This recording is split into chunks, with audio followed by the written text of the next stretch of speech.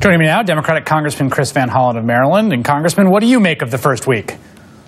Well, I think you summed it up pretty well. It began with that insurrection in Speaker Boehner's party, with more Republicans than expected voting against him. And you're already seeing the impact both last week and then this week, when even in the aftermath of the terrible terrorist attacks in Paris, Republicans are playing politics with the Homeland Security bill, right? They're threatening to defund the Department of Homeland Security unless they get their way on certain ideological issues.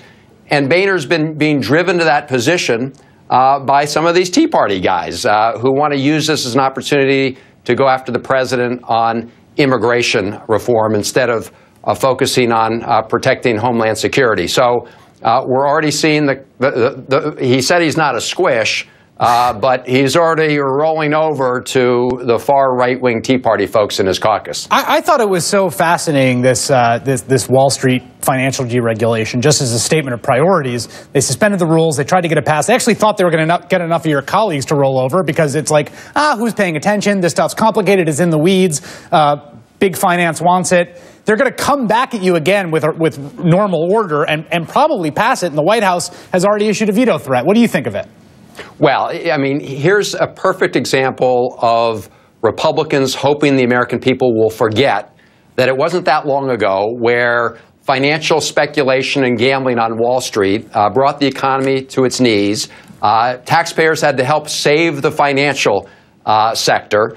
And they're hoping people's memories are short and will go back to business as usual and give these guys on Wall Street a break again by essentially, as you say, delaying the Volcker rule, which is supposed to curb some of the excesses that led to the financial collapse in the first place and left taxpayers on the hook. So make no mistake, it's very clear that they're willing to put taxpayers at risk again in order to protect special interests on Wall Street.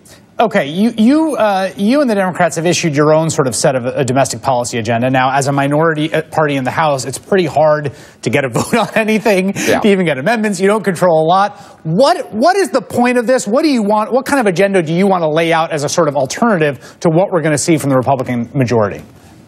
Well, Chris, I want to lay out a plan that very clearly tackles the issue that I think is on the minds of most Americans. And that is, while there's lots of good economic news, right? Jobs are up, stock market's up.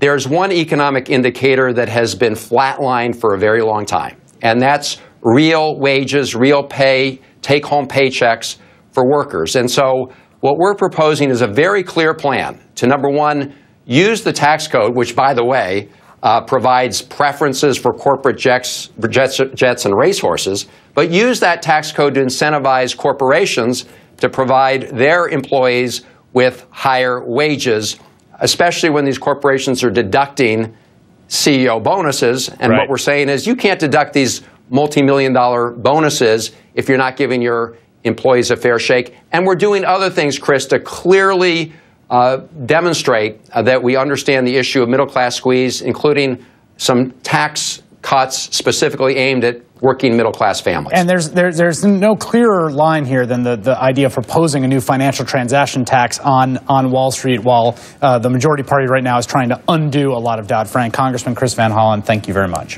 Thank you. Moving from Washington to Hollywood, and the first award show